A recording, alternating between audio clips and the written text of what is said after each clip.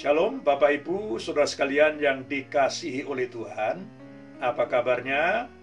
Saya percaya semua dalam pemeliharaan Tuhan. Mari kita akan belajar dari firman Tuhan yang terdapat dalam 1 Samuel 30 dari ayat 1 dan selanjutnya. Saya membaca ayat yang ke-6, apa yang sedang dialami oleh Daud. Dan Daud sangat terjepit karena rakyat mengatakan hendak melempari dia dengan batu. Seluruh rakyat itu telah pedih hati, masing-masing karena anaknya laki-laki dan perempuan. Tetapi Daud menguatkan kepercayaannya kepada Tuhan Allahnya. Situasi yang dihadapi oleh Daud seperti mungkin apa yang kita hadapi saat ini. Menghadapi pandemi yang berkelanjutan, yang kelihatannya tidak ada akhirnya, semakin menakutkan dan semakin mencemaskan. Mari kita lihat dan belajar bersama-sama dari peristiwa yang dialami oleh Daud ini. Cerita ini diawali atau dimulai dari saat Daud melarikan diri dari Saul, dan dia tinggal di daerah orang Filistin. Orang Filistin menerima dia dan boleh tinggal di Siklag. Ayat firman Tuhan, pada saat orang-orang Filistin mau berperang melawan Israel, maka Daud ikut berperang untuk melawan orang Israel. Tetapi di tengah perjalanan, Daud disuruh kembali ke Siklag. Disuruh pulang. Saudara yang kasih Tuhan, pelajaran apa yang akan kita dapatkan di dalam peristiwa ini? Yang pertama, bahwa Allah itu turut bekerja bersama-sama dalam segala hal untuk mendatangkan kebaikan bagi kita sekalian. Roma 8 ayat 28. Pada saat Daud tidak mengerti, dan kita seringkali juga tidak mengerti apa yang Tuhan izinkan terjadi dalam hidup kita. Daud gak mengerti. Dia protes. Salah saya apa dan selanjutnya. Tetapi mereka memaksa pulang. Dan setelah Daud dan tentaranya pulang, ayat Alkitab berkata, Siklag sudah dibakar.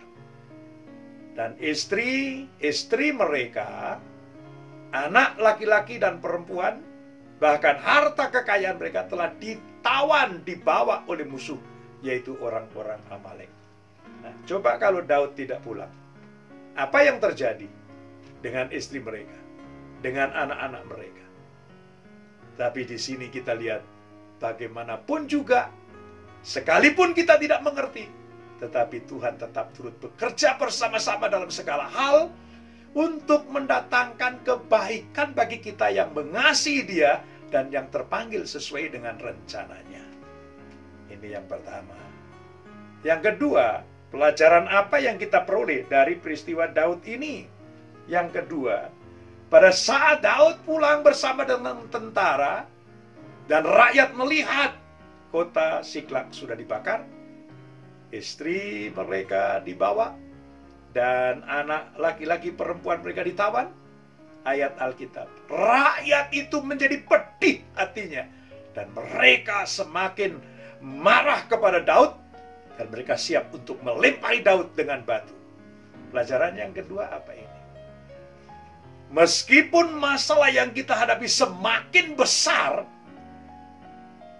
Allah tetap bisa memberi jalan keluar kepada kita.